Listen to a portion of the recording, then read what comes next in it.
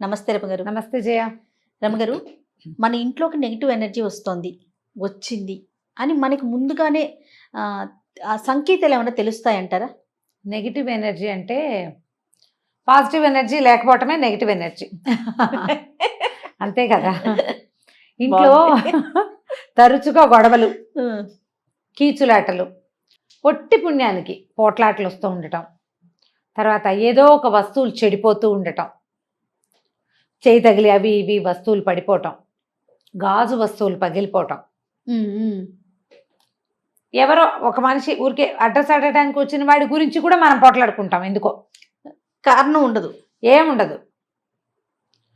ఏది సంకల్పించినా మొదలుపెట్టిన పనులు ఆగిపోతూ ఉంటాం. ఎక్కడికైనా వెళ్దాం అనుకుంటాం, ఓ మాట్లాడేసుకుంటాం సినిమాకి వెళ్దామని, టికెట్లు దొరకవు. అది ఓసారి అయితే క్యాజువల్గా, ప్రతిసారి అయితే ఓకే ప్రయాణం ఏర్పాట్లు అన్నీ చేసుకుంటాం, టికెట్లు క్యాన్సిల్ అయిపోవటమో, మనకే ఏదైనా రాకపోవటమో అయిపోతుంది. డబ్బులు కుదరకపోవటం, ఇట్లా వస్తుంది అనుకున్న డబ్బు రాకపోవటం, ఏమిటో మొహాలు బ్రైట్గా లేకపోవటం, ఫేస్లో కూడా తెలుస్తుందండి. ఫేస్లో కూడా తెలుస్తుంది. నెగిటివ్ దిష్టి తగిలిన మొహాలు ఎలా ఉంటాయి? ఓకే ఓకే డల్గా ఉంటాయి కదా. నెగిటివ్ ఎనర్జీ అంటే ప్రధానంగా ఏంటంటే నకారాత్మక శక్తి అని చెప్తారు తెలుగులో. సకారాత్మకము, నకారాత్మకం, పాజిటివ్, నెగిటివ్.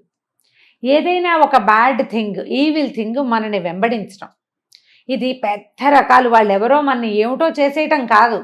నాకు అసలు ఆ పేర్లు చెప్పడం కూడా ఇష్టం ఉండదు జయ, ఏమనుకోవద్దు. నేను అలాంటి పదాలు నమ్మను, వాడను. వాళ్ళు ఎవరో మనకి చెడుపు చేయాలని ఏదైనా క్రియలు చేయటమే అని అనుకోవద్దు. మనమే నెగిటివిటీని సృష్టించుకుంటూ ఉంటాం. ఎస్. ఇప్పుడు ఏదైనా చేద్దాం అనుకున్నాం, సినిమా అంటే టికెట్లు దొరకద్దు, టికెట్లు ఎక్కడ దొరుకుతాయి? ఈ రోజుల్లో ఇలాంటి డైలాగులు ఒక 5-6 వస్తాయి, అంతే వచ్చేసింది. ఇద్దరు ట్రై చేస్తారు, ఇద్దరు ఇలా అంటారు.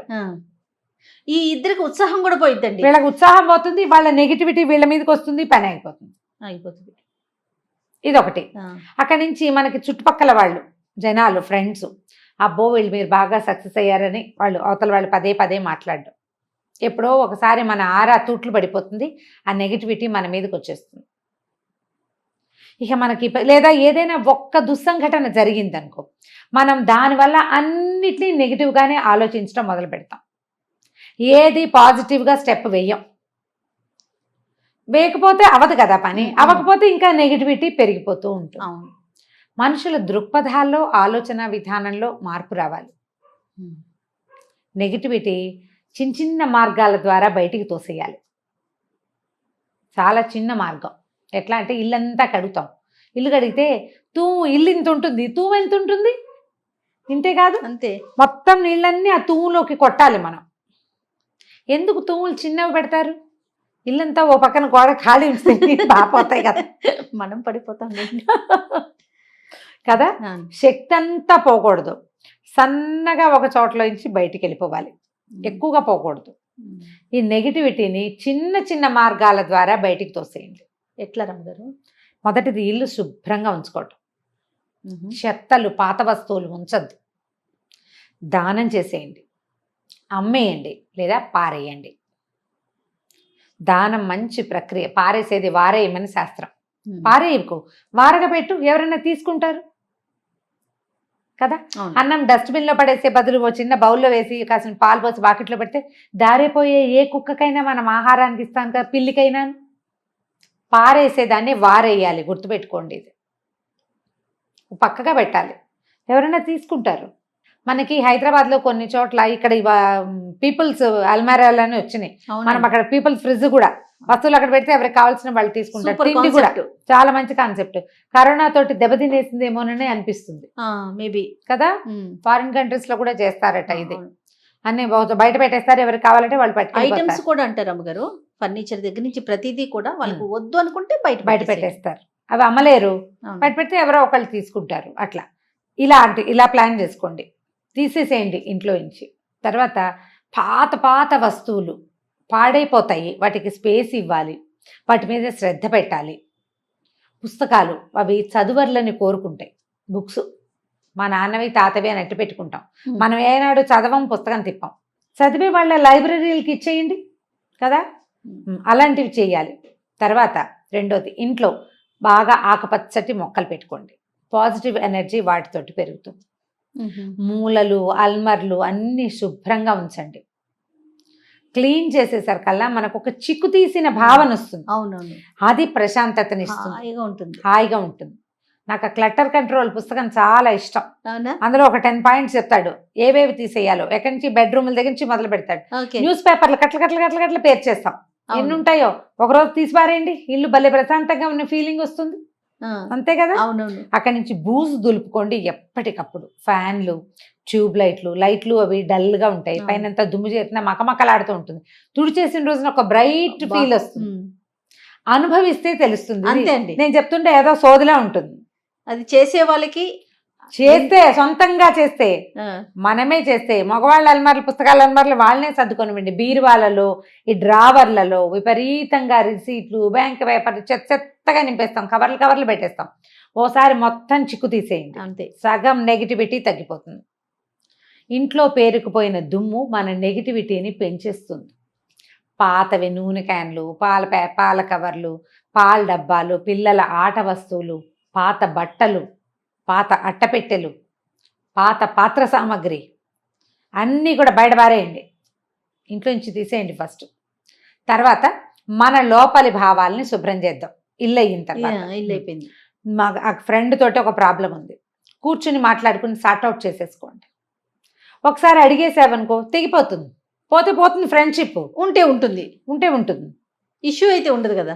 మీకు ఎంతసేపు అది చలేస్తూ ఉంటుంది లోపల, అడిగేయాలనిపిస్తుంది కానీ అడగలేం. అడిగేసేయండి. హస్బెండ్లను అడగాలన్నా అడిగే అవతల పారేయండి, అంతే. ఏదైతే అదో అంతేనే రమ్మగారు.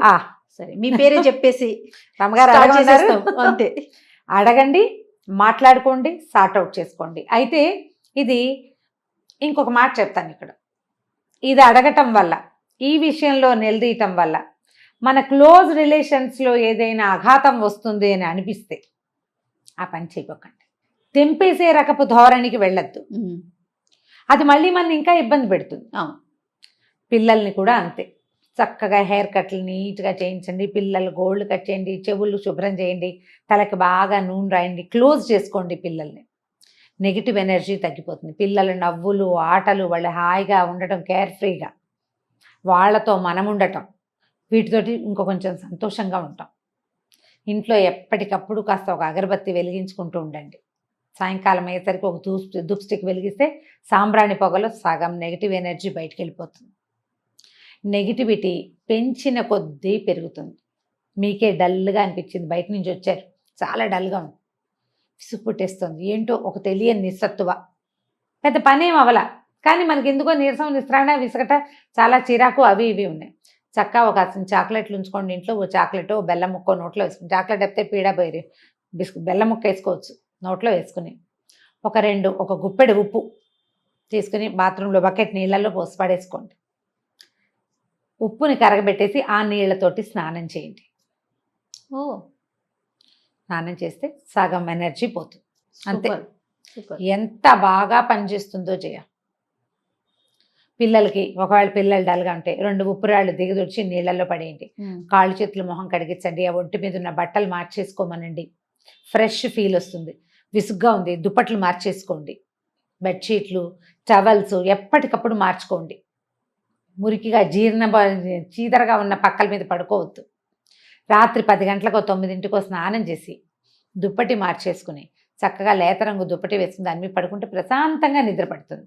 చేసి చూడండి, తెలుస్తుంది తప్పకుండా. ముందు నెగిటివ్ ఆలోచనలు కూడా తీసేయాలి కదా. దీంతో పాటు మనం నెగిటివిటీ ఏంటంటే ఎవరేం మాట్లాడినా నన్నే అన్నారన్న భావనల్లోంచి బయటకు వచ్చేయాలి. ప్రతిదీ వాళ్ళు మీన్ చేశారని అనుకోవద్దు. చేస్తే వ్యాలిడ్ పాయింట్ అండి ఇది. చేశారు, చేసినా సరే మనం పట్టించుకోవద్దు, అంతే. ఎందుకంటే వాళ్ళు మీన్ చేసి ఒక మాట అని వదిలేస్తారు. మనం ఏం చేస్తాం, దాన్ని ఇంత గంపాలు ఎత్తుకుని మోసుకుంటాం. అనేసిన వాడు ఫ్రీ అయిపోతాడు, మోసేవాడు బరువెక్కిపోతాడు. మోతలు పెట్టుకోవద్దు. నెగిటివ్ ఎనర్జీలో 90% మోతే ఉంటుంది. దాన్ని మోసుకుంటూ ఉంటాం రకరకాలు. అప్పుడు అలా అన్నారు, ఇప్పుడు ఇలా అన్నారు లాంటివి. ఏమైనా మీన్ చేశారా, లేకపోతే వాళ్ళు ఏదో మామూలుగా విషయం చెప్తే అది నన్నే అన్నారేమో లాంటి భావాలు అనగానే ఇక మనకి డౌన్ అయిపోతుంది మన బండి. అవును. ఇప్పుడు ఎవరికి వాళ్ళే యునిక్. నాకు సాటి నేనే, అంతే. నాకెవరు పోటీ లేరు అనుకోవాలి. వచ్చింది చేసుకుంటాను, నా భర్తకి నా పిల్లలకి ఇబ్బంది లేకపోతే చాలు, మిగిలిన సమాజంతో నాకేమిటి. ఇది రెగ్యులర్ డైలాగ్ కాదు, ఇలాంటప్పుడు మనం అనుకోవాలన్నమాట. రెగ్యులర్గా కదా, రెగ్యులర్గా ఇలా అనుకోకూడదు, సమాజంతో కలిసే ఉండాలి మనం. మనకు ఒక అవసరం వచ్చినప్పుడు చివుక్కుమంటుంది అనుకోవాలా, అనుకోవాలంటే అప్పుడు మనం ఏం చెప్పుకోవాలి, ఏంటి వీళ్ళెవడో నన్ననేది, నాకేం తక్కువ, వీళ్ళు నన్ను అంటామేంటి, బోడి వీళ్ళకి మాత్రం ఏమొచ్చు, పోనీ నాకు రాదనుకో, వాళ్ళకి మాత్రం మహా వచ్చా అనుకోవాలి. ఇలా రివర్స్లో కనుక ప్రశ్నించుకుని మిమ్మల్ని మీరు బూస్టప్ చేసుకోవాలి. ఎప్పుడు 2 పాయింట్లు గుర్తుపెట్టుకోవాలి జయ. ప్రతి మనిషికి లోపల ఒక కిడ్ ఉంటాడు, ఒక పిల్ల, అది చంటి పిల్ల. దాన్ని ఎంత ముద్దు చేయాలో అంత ముద్దు చేయకూడదు. రెండు ఎలాగా, మన దగ్గరే ఒక పిల్ల ఉంది, అది ఏడ్చినప్పుడు ఎత్తుకోవాలి, అది ఆడుతున్నప్పుడు వదిలేయాలి. ఆడుతున్నప్పుడు కూడా సంగలో పెట్టుకుంటావా నువ్వు, పెట్టుకోవు, ఏడ్చేటప్పుడు కదా దాన్ని ఎత్తుకునేది. అంతే కదా. మన లోపల బేబీకి కష్టంతో వచ్చినప్పుడు దాన్ని ఓదార్చుకో, శబాష్ శబాష్ నువ్వు చాలా గొప్పదానివి, నీ అంతటి వాళ్ళు ఎవరు లేరు. అది ఉత్సాహంగా ఉన్నప్పుడు ఏగురు ఇంకా ఏం పర్వాలా. ఇది గుర్తుపెట్టు, బ్యాలెన్స్ తెలియాలి, ఆ బ్యాలెన్స్ తెలియాలి. ఎప్పుడు నీ బేబీని ఓదార్చుకుంటూ ఉన్నావా, ఇక అదే సంగతి నీ సంగతి. లేదా దానికి ఏ ఓదార్పు లేకుండా దాన్ని వదిలేసావా, అది ఇబ్బంది. అంతే. ఈ ఇన్నర్ కిడ్ని ఎట్లా బ్యాలెన్స్డ్గా ముద్దు చేయాలి, ఎలా ప్యాంపర్ చేయాలి, ఎలా ట్రైన్ చేయాలి అనేది ఎవరికి వాళ్ళకి సొంత పాఠం ఉండాలి. ఈ పాఠాన్ని సక్సెస్ఫుల్గా చేయగలిగే వాళ్ళు బాగా పైన ఉంటారు ఆడవాళ్ళు. అన్నిటా వాళ్ళు ఏదనుకుంటే అది చేసేయగలుగుతారు. మానేసినప్పుడు మానేస్తారు, అది వాళ్ళ ఛాయిసే, అంతే, అది వాళ్ళదే ఛాయిస్. వీళ్ళు బ్రైట్గా ఉంటారు, అంత మాత్రాన వాళ్ళకి కష్టాలు లేవని అనుకోవద్దు, వాళ్ళకు ఉంటాయి ఇబ్బందులు. ఆ ఇబ్బంది వచ్చినప్పుడు ఆ బేబీని నిద్రపుచ్చుకోవడం వాళ్ళకి వచ్చు. ఈ లోపల ఉండే పాపాయిని దాన్ని నర్చర్ చేయటం వాళ్ళకి వచ్చు. అవకాశం వచ్చినప్పుడు రెచ్చిపోతారు, హాయిగా అన్నీ చేసుకుంటారు. ఇబ్బంది లేనప్పుడు ఒక రకంగా, ఇబ్బంది ఉన్నప్పుడు ఒక రకంగా మన లోపల వ్యక్తిని మనం ప్యాంపర్ చేసుకోవాలి. అప్పుడే మనం మన చుట్టూతా ఏర్పడుతున్నటువంటి నెగిటివ్ ఫోర్సెస్ నుంచి మనని మనం రక్షించుకోగలుగుతాం. ఆడవాళ్ళు తమని తాము రక్షించుకోగలిగిన స్త్రీ తన కుటుంబాన్ని హ్యాపీగా రక్షిస్తుంది. ఆమె కనుక ఒక టీచర్ అయితే ఆవిడ స్టూడెంట్స్ అందరూ బాగుంటారు, ఆవిడ ఒక మదర్ అయితే ఆవిడ పిల్లలందరూ బాగుంటారు, ఆవిడ ఒక సంస్థకి హెడ్ అయితే మొత్తం సంస్థ అంతా బాగుంటుంది. ఒక్కళ్ళు సరిగ్గా ఉంటే వీళ్ళ నుంచి వచ్చే మాటలు జనాలు హాయిగా వింటారు. ఇందులో నెగిటివిటీ లేదు, ఓన్లీ పాజిటివిటీ ఉంది. ఉంటాయి నెగిటివ్ మాటలు, నెగిటివ్ విషయాలు ఉంటాయి, వాటిని తప్పించుకోవడం ఎలాగో నేర్చుకుంటాం మనం. ట్రై చేయాలి కదా, షూర్గా కదా.